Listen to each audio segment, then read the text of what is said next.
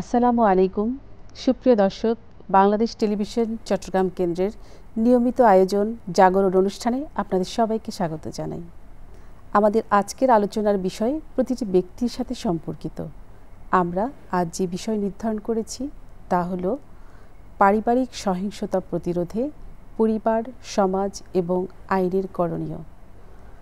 আমরা জানি স্বামী স্ত্রীর মধ্যে সম্পর্ক পারস্পরিক শ্রদ্ধাবোধ, ভালোবাসা এবং বোঝাপড়ার উপর গড়ে ওঠে, কিন্তু সে সম্পর্কে যদি শারীরিক, মানসিক কিংবা আর্থিক নির্যাতনের শিকার হয়, সেক্ষেত্রে দেখা যায় শুধু ওই দুই ব্যক্তিই নয়, সেখানে পুরো পরিবার ক্ষতিগ্রস্ত হয় এবং সেই পরিবেশে শিশুরা হয় আতঙ্কিত এবং তারা দেখা যায় মানসিক একটা বিধ্বস্ত পরিবেশে বেড়ে ওঠে। আজকের এই গুরুত্বপূর্ণ বিষয়ে আলোচনার জন্য আমাদের সাথে উপস্থিত আছেন দুজন বিদগ্ধ আলোচক। শুরুতেই পরিচয় করে দিচ্ছি আমাদের আজকের অতিথিদের সাথে। আমাদের সাথে রয়েছেন একজন বিজ্ঞ আইনজীবী ব্যারিস্টার রফিকুল হক, যিনি সুপ্রিম কোর্টের একজন দক্ষ আইনজ্ঞ, এবং আমাদের সাথে আরও রয়েছেন শিক্ষাবিদ এবং একজন সমাজকর্মী খাদিজা আক্তার। আপনাদের দুজনকে আমাদের আজকের অনুষ্ঠানে স্বাগত জানাচ্ছি। আজকের আলোচনার শুরুতেই প্রথম প্রশ্ন করছি আমি আমাদের রফিকুল হক স্যারের কাছে। আপনার কাছে আমি প্রথম যে বিষয়টি জানতে চাই যে বর্তমানে বাংলাদেশে পারিবারিক সহিংসতার যে মামলা, তার সংখ্যা দেখা যাচ্ছে অনেক বেড়ে যাচ্ছে। আপনার দৃষ্টিতে এর কারণগুলো কি? বাংলাদেশে নয় শুধু এই পারিবারিক সহিংসতার বিষয়টা, এটা কিন্তু আন্তর্জাতিক একটা সমস্যা। তবে আমাদের বাংলাদেশের প্রেক্ষাপটে আমাদের সমাজে এটা অনেকটা ক্যান্সারের মতো আক্রান্ত হয়েছে সমাজটা। যেখানে আমরা আসলে একটা বিষয় দেখতে পাই, সেটা হচ্ছে যে বাংলাদেশের প্রেক্ষাপটে 90% নারীও কিন্তু এই পারিবারিক সহিংসতার শিকার, যার কারণে আমাদের দেশে 2010 সালে পারিবারিক সহিংসতা প্রতিরোধ এবং সুরক্ষা আইনটি বাংলাদেশ সরকার পাশ করেন।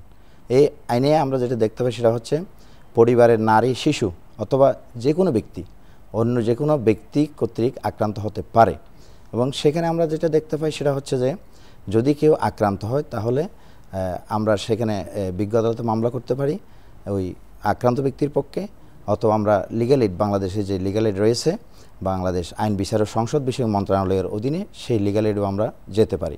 কিন্তু এখানে দেখা যাচ্ছে আসলে দিন দিন এই পারিবারিক সহিংসতা মামলার সংখ্যা বৃদ্ধি পাচ্ছে, যেটার প্রধান কারণ হিসাবে আমি দেখতে পাচ্ছি, যেটা আমি একজন আইনজীবী হিসাবে, সেটা হচ্ছে নারীরা কিন্তু এখনও এই বাংলাদেশের নারীদের সমাজে যে অবস্থান, সেই অবস্থান অত্যন্ত দুর্বল এবং নারীদেরকে এখনও পর্যন্ত সমাজ কোনোভাবে মূল্যায়ন করতেছে না, যার কারণে নারীরা নির্যাতনের শিকার হচ্ছে এবং তারা কিন্তু এখান থেকে প্রতিকার পেতে, এখান থেকে সুরক্ষা পেতে তারা কিন্তু কোর্টে যাচ্ছে এবং মামলার সংখ্যা দিন দিন বৃদ্ধি পাচ্ছে। এটাই মূল কারণ। আরও অনেক কারণ আছে, তবে এটা আমি মূল কারণ হিসেবে আমি অবহিত করছি। এটাকে ধন্যবাদ। আপনার কাছে আসছি আমি। এই পর্যায়ে আমি আপনার কাছে জানতে চাই যে দেখা যাচ্ছে আমাদের সমাজে এখন ছোট পরিবারের সংখ্যাগুলো দিন দিন বৃদ্ধি পাচ্ছে। তো আপনার কি মনে হয় যে ছোট পরিবারের সংখ্যা যে বৃদ্ধি পাচ্ছে, এটাও কি পারিবারিক সহিংসতা বৃদ্ধির অন্যতম একটা কারণ? আপনি যে প্রশ্নটা করেছেন যে ছোট পরিবার, আমরা আসলে এগুলোকে নিউক্লিয়ার ফ্যামিলি বা একক পরিবার বলি। এই জায়গাটায় আসলে আপনার প্রশ্নের উত্তরে তিনটা দিক আছে। একটা দিক হচ্ছে একক পরিবার, একটা দিক হচ্ছে একান্নবর্তী পরিবার, আরেকটা দিক হচ্ছে পারিবারিক সহিংসতা। তাহলে প্রথমে আমরা আসলে একক পরিবার বলতে বুঝাই শুধুমাত্র অবিবাহিত সন্তানাদি সহ বাবা মার একসাথে পারিবারিক সুবিধা, আবাসন সুবিধা, তারপরে বিলাসিতা, স্বাধীনতা, এগুলো উপভোগ করে যে জীবনযাপনটা করি সেই পরিবারটাকে বলা হয় একক পরিবার। আর একান্নবর্তী পরিবার বলতে আমরা বিবাহিত সন্তানাদি সহ এবং স্বামী স্ত্রীরা যারা বিবাহিত, তারা তাদের সন্তানাদি সহ এবং তাদের বাবা মা সহ যখন একই রান্না উপভোগ করে, একই অন্ন উপভোগ করে বসবাস করে, তখন সেটাকে বলা হয়ে থাকে একান্নবর্তী পরিবার। যেই পারিবারিক সহিংসতা আপনি বলছেন, এই পারিবারিক সহিংসতার আমরা বিভিন্ন রূপ আছে। রুচির ভিন্নতার কারণে, মতামতের ভিন্নতার কারণে, স্বাধীনতার কারণে, অনেকগুলো কারণে আসলে পরিবারগুলোর মধ্যে বিভিন্ন সহিংসতা দেখা দেয়। কিন্তু এটা একেবারেই ফিক্সড করা নয় যে যৌথ পরিবারে এই সহিংসতা দেখা দেয় বা ছোট পরিবারগুলো দিন দিন বেড়ে যাচ্ছে বিধায় সহিংসতা দেখা দেয়। আসলে সহিংসতা একান্নবর্তী পরিবারেও থাকে, আবার একক পরিবারগুলোতেও থাকে বা নিউক্লিয়ার ফ্যামিলিগুলোতে থাকে। এই পারিবারিক সহিংসতার চারটি মূল, অনেকগুলো দিক বিদিক আছে, তবে চারটি কারণ প্রধান। একটা হচ্ছে আপনার শারীরিক নির্যাতন, একটা হচ্ছে মানসিক নির্যাতন, একটা হচ্ছে যৌন নির্যাতন, আর একটা হচ্ছে অর্থনৈতিক নির্যাতন। নির্যাতন অনেক রকম আছে, কিন্তু সাধারণত ক্লাসিফাইড করা হয় এই চারটি নির্যাতন। এই চারটি নির্যাতন সেইটা যদি যৌথ ফ্যামিলিতেও থাকে সেখানেও পারিবারিক অশান্তি দেখা দিবে বা সহিংসতা দেখা দিবে, সেটা যদি একক পরিবারেও থাকে তাহলে সেখানেও সহিংসতা দেখা দিবে। এজন্য নির্দিষ্ট করে বলা যায় না যে দিন দিন একক পরিবারের সংখ্যা বেড়ে যাচ্ছে বিদায় পারিবারিক সহিংসতা বৃদ্ধি পাচ্ছে, এটা আসলে ঠিক না। এখানে ছোট পরিবারগুলো গড়ে ওঠার মূল কারণগুলো কি? ছোট পরিবারগুলো গড়ে ওঠার মূল কারণ হচ্ছে, আমি আপনাকে বলি, মনে করেন যখন একটি পরিবারে একাধিক স্বামী স্ত্রী তাদের সন্তানাদি সহ তাদের অভিভাবক বাবা মা সহ যখন বসবাস করে, তাহলে এই যে একাধিক সন্তানাদি, ধরে নেন একটা পরিবারে 5 জন ছেলে আছে, তার 3টা মেয়ে আছে, বা 3টা মেয়ে আছে 3টা ছেলে আছে, তাহলে তাদের যে অপোজিট লাইফ পার্টনার তারা কিন্তু 6টা পরিবেশ থেকে আসছে বা 5টা পরিবেশ থেকে আসছে। তাদের স্ত্রীরা যে পরিবেশ থেকে আসছে সবাই একই শিক্ষাগত মানসম্পন্ন, অথবা অভিজাত একই রকম ফ্যামিলি, অথবা পারিবারিক শিক্ষা, সব কিছু কিন্তু এক না। যার কারণে যখন পরিবারের কোনো সন্তান বিবাহ বরণ করে বা কোনো মেয়ে বিবাহ বরণ করে, তখন দেখা যায় যে তাদের রুচির ভিন্নতা থাকে, তাদের মতাদর্শের ভিন্নতা থাকে, তাদের সম্মানবোধ ভিন্নতা থাকে, তাদের সহযোগিতাপূর্ণ আচরণ, হিংসা, লোভ, বিভিন্ন কারণে আসলে এখন একান্নবর্তী পরিবারের সদস্যরা নিজস্ব স্বাধীনতা, আবাসন সুবিধাদি, নির্যাতন, সম্মান, লোভ লালসা ইত্যাদি বিভিন্ন কারণে ছোট পরিবার বা একক পরিবারগুলো দিন দিন বৃদ্ধি পাচ্ছে। অর্থাৎ এখানে অর্থনৈতিক কারণটা যেমন, ঠিক তেমনিভাবে পারস্পরিক বোঝাপড়ার বিষয়টাও আছে। আমি আপনার কাছে আসছি, এরপর স্যারের কাছে জানতে চাই যে আমরা আসলে দেখছি যে অনেকগুলো আমাদের আইন আছে, কিন্তু আইনের যে কার্যকর প্রয়োগগুলো হচ্ছে কিনা, এই বিষয়ে আপনার মতামতটা কি? আমাদের দেশে তো অনেকগুলো আইন আছে, তবে আইনের কার্যকর প্রয়োগ হচ্ছে কিনা এই বিষয়ে যদি আমি আলোচনা করতে যাই, তাহলে আমাকে প্রথমে বলতে হবে যে কোন কোন আইনটার মানে কার্যকর হচ্ছে বা হচ্ছে না এই বিষয়টা। তবে সেখানে আমরা দেখতে পাচ্ছি, আমি একজন আইনজীবী হিসাবে দেখতে পাচ্ছি যে আমাদের দেশে যে আইনগুলো রয়েছে সেই আইনগুলো কিন্তু ব্রিটিশ আমলে করা আইন। এই আইনগুলো আজকে থেকে প্রায় 200 থেকে 250 বছর আগে আপনার ব্রিটিশ আমলে করা এই আইনগুলো। যেমন আমি আপনাকে এক্সাম্পল স্বরূপ বলতে পারি যে আমাদের ফৌজদারি কার্যবিধি, তারপর হচ্ছে দণ্ডবিধি, তারপর হচ্ছে দেওয়ানি কার্যবিধি, এই ধরনের যে আইন গ্রন্থগুলো আছে সেগুলো ব্রিটিশ আমলের আইন বিদায় তৎকালীন ব্রিটিশ আমলের যে সমাজ ব্যবস্থা এবং আমাদের 250 বছর পরে যে সমাজ ব্যবস্থা, তার মধ্যে কিন্তু অনেকগুলো ডিফারেন্স আছে, যার ফলে তাদের করা সেই ব্রিটিশ করা সেই আইন বর্তমান আমাদের সমাজের সাথে অনেকটা খাপ খাচ্ছে না। যে কারণ সমস্যাটা তো দেখা যাচ্ছে মানে দিন দিন নিত্য নতুন সমস্যার সৃষ্টি হচ্ছে, যার ফলে ওই পুরান আইনগুলো আমাদের যে সমাজ ব্যবস্থা, যে আমাদের যে কালচার, এগুলোর সাথে কিন্তু অ্যাডজাস্ট হচ্ছে না। তো এই কারণে এই আইনের যথাযথ প্রয়োগটা এবং আইনটা কার্যকর হচ্ছে না। এবং এই আইনটা যদি আমরা কার্যকর করতে যাই, তাহলে আমাদের এই বর্তমান সমাজের প্রেক্ষাপটে বর্তমান সমাজ ব্যবস্থা, কৃষ্টি কালচার, এগুলোর উপর ভিত্তি করে আমাদেরকে নতুন আইন প্রণয়ন করতে হবে এবং আমাদের আইনগুলোর সংস্কার আনতে হবে এবং সংশোধন হতে হবে। যেমন আমি একটা এক্সাম্পল এখানে সেট করছি যে আমাদের দেশে যে আপনার একটা বিশেষ আইনের কথা আমি বলবো, সেটা হচ্ছে 1881 সালের দ্য নেগোশিয়েবল ইনস্ট্রুমেন্ট অ্যাক্টের এই আইনটা। এটা হচ্ছে বিশেষ একটা আইন, স্পেশাল ল, এবং সেই আইনের মধ্যে একটা সেকশন আমি শুধু বলবো 138 দ্বারা 138 যে সেকশন, সেই সেকশনে আমরা যদি কোনো ব্যক্তিকে চেক প্রদান করি, তাহলে সেই চেকটা যদি ব্যাংকে যদি ডিজনার হয়, অপর্যাপ্ত তহবিল হতে পারে বা যে কোনো কারণে, তখন সেটা মামলা করার পরবর্তী দেখা যাচ্ছে যে ওই আসামি যদি মামলায় কনভিক্টেড হয়, তাহলে তাকে সর্বোচ্চ 1 বছরের বিনাশ্রম কারাদণ্ড এবং চেকে যে টাকা উল্লেখ আছে সেই চেকের সমপরিমাণ টাকা অথবা হচ্ছে 3 গুণ অর্থদণ্ড বা জরিমানা তাকে দেওয়া হয়। কিন্তু সেখানে দেখা যাচ্ছে যদি ওই কনভিক্টেড পারসন, আসামি, যদি তার ওই কারাদণ্ডটা যদি সে ভোগ করে ফেলে, কিন্তু পরবর্তী দেখা যাচ্ছে ওই টাকাটা কিন্তু রিকভারি করার সেই সুযোগ নেই, আইনে স্পষ্ট কোনো বিধান নেই। এবং সেটা আমাদের যে প্রসিডিউরাল ল আছে, যে সিআরপিসি আছে, আপনার যে সিপিসি আছে, সেগুলোতে কিন্তু কোনো ধরনের সুনির্দিষ্টভাবে বলা হয়নি যে এভাবেই মানে টাকাটা আদায় করতে হবে। তাহলে দেখা যাচ্ছে 1881 সালের সেই পুরান আইন এখন আমাদের দেশে চলতেছে। তো এগুলো থেকে উত্তরণ হতে হলে আমাদেরকে এই আইনে কিন্তু সংশোধনী আনতে হবে এবং সবগুলো আইনে আনতে হবে। অর্থাৎ সময়ের সাথে সামঞ্জস্য রেখে আমাদেরকে আইনগুলো প্রণয়ন করতে হবে, তাহলে আমাদের কার্যকর আইনের প্রয়োগটা যথাযথভাবে কার্যকর হবে। ধন্যবাদ। এরপর যে আপার কাছে আমি জানতে চাই যে আপা, আমরা আসলে দেখা যায় যে পারিবারিক যে সহিংসতাগুলো, এগুলো অনেক সময় শিশুদের সামনেই হচ্ছে। সহিংসতার সময় শিশুদেরকে অ্যাভয়েড করে কিংবা তাদের আড়ালে হচ্ছে না, তাদের যেহেতু সামনেই হচ্ছে, তারা এটা দ্বারা তাদের কিন্তু বনবিকাশের একটা পরিবর্তন হচ্ছে, তাদের আচরণগত পরিবর্তনগুলো হচ্ছে। তো আসলে এই বিষয়টাকে আপনি কিভাবে ব্যাখ্যা করবেন? শিশুর মনোবিকাশ এবং শিশুর ভবিষ্যৎ ব্যক্তিত্ব ও আচরণ কিন্তু নির্ভর করে একটি শিশুর বয়স যখন বৃদ্ধি পায় তখন তার পারিপার্শ্বিক মণ্ডলের উপরে। এই জায়গায় শিশুর মনোবিকাশ এবং শিশুর ভবিষ্যৎ আচরণ ও ব্যক্তিত্ব মূলত শৈশবকালে আমরা মনোবিজ্ঞানীরা বলেন যে 5টি জিনিসের উপর নির্ভর করে। তার মধ্যে প্রথম হচ্ছে পারিপার্শ্বিক সুস্থ পরিবেশ, দ্বিতীয় হচ্ছে ছবি অঙ্কন, তৃতীয় হচ্ছে সঙ্গীত চর্চা, চতুর্থ হচ্ছে বই পড়া। দেখেন, এই যে 4-5টি কারণ আমি বললাম, তার মধ্যে প্রথম এবং প্রধান কারণ হচ্ছে সুস্থ পারিপার্শ্বিক পরিবেশ।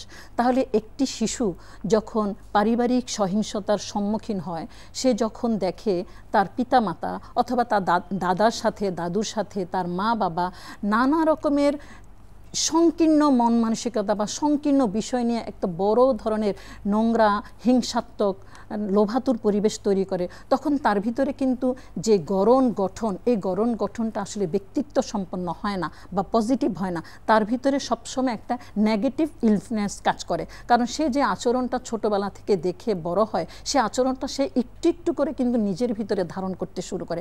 সে দেখবে তার মা তার হাজবেন্ডের সাথে কী ধরনের ব্যবহার করে, তার মা তার শ্বশুর শাশুড়ির সাথে কী ধরনের ব্যবহার করে। তাহলে একটা মেয়ে কিন্তু ছোটোবেলা থেকেই, একেবারে ছোট বয়স থেকে তার মায়ের আচরণকে একটু একটু করে নিজের ভিতরে ধারণ করে। অতএব বাবা মা, পারিবারিক সহিংসতা যে শুধুমাত্র বাবা মায়ের মধ্যে হয় তা না, ভাইয়ে ভাইয়ে হয়, বনে বনেও হয়। এই পারিবারিক বা দাদার সাথে দাদুরও হয়, বা দাদার সাথে ছেলের হয়, বাবার সাথে হয়। এই যে বিভিন্ন সদস্যদের মত ভিন্নতা এবং মত বিরুদ্ধতার কারণে যে পারিবারিক বিভিন্ন নির্যাতন হয়, এই নির্যাতনগুলো যখন ছোটবেলা থেকে একজন সন্তান বা একজন শিশু একটু একটু করে দেখে বড় হয়, তখন কিন্তু একটা সময় যখন সে শিক্ষা পরিবেশে অথবা তার বন্ধুত্বের ক্ষেত্রে অথবা পরিবেশে, মানে আমরা যেটা বলি সামাজিক বিভিন্ন পরিবেশে, সে ওই আচরণগুলো নিজের অজান্তেই সে কিন্তু প্রকাশ করে। এগুলো কিন্তু সে ইচ্ছে করে করে তা না, সে তার পারিপার্শ্বিক পরিবেশ থেকে বিন্দু বিন্দু করে সে তার চাচা, ফুপু, মা, বাবা, দাদা, দাদু প্রত্যেকের প্রতিদিনকার আচরণ থেকে সে তার ভিতরে আয়ত্ত করে থাকে। যার কারণে পারিবারিক সহিংসতার বেলায় আমি সবসময় যেটা মনে করি যে শিশুদেরকে একটু গ্যাপে রেখে বা শিশুদের একটি আড়ালে ইনস্ট্যান্ট যে কোনো কিছু নিয়ে মতদৃঢ়তা বা মতবাদ প্রকাশ না করে সেটা শিশুদের আড়ালে করাই উত্তম। স্যারের কাছে আমি জানতে চাচ্ছি যে আমরা দেখা যায় যে অনেক সময় অনেক ভিকটিম যারা আছে তারা মামলা করার পরও অনেক রকমের হয়রানির শিকার হয়, এখান থেকে ওখানে তাদের বিভিন্ন রকমের দৌড়াদৌড়ি করতে হয়, অর্থাৎ মামলার যে প্রসিডিওরগুলো সেগুলো মেনটেন করতে গিয়ে। তো এই সমস্যাগুলো আসলে কিভাবে সমাধান করা যায়? একটা দেশের মূল আইন হচ্ছে আপনার রক্ষা কবচ হচ্ছে সে দেশের সংবিধান, ঠিক তেমনিভাবে আমাদের দেশের সংবিধান হচ্ছে আমাদের মূল আইন, সাংবিধানিক আইন। এবং এটার প্রেক্ষিতে একজন দেশের নাগরিক আইনগত সহায়তা পেতে পারে, সেটা হতে পারে বিজ্ঞ আদালতে অথবা থানায় অথবা যে কোনো আইন প্রক্রিয়া সংস্থার নিকট। সেখানে হয়রানির শিকার হচ্ছে সেই কথাটার মূল আলোচনা হচ্ছে যে আমরা যখন দেখি একজন ভিকটিম মামলা করতে গেলেন, দেখা যাচ্ছে যে কগনিজেবল একটা অফেন্স হলো ফৌজদারি আইনে, সেটা হতে পারে খুন, সেটা ডাকাতি, অথবা সেটা হতে পারে কিডন্যাপিং, অথবা সেটা হতে পারে রেপ। তো এই ধরনের বিষয়গুলো যখন ঘটে যায় তখন প্রথমত ভুক্তভোগী ভিকটিম মামলা করতে যায় থানায়।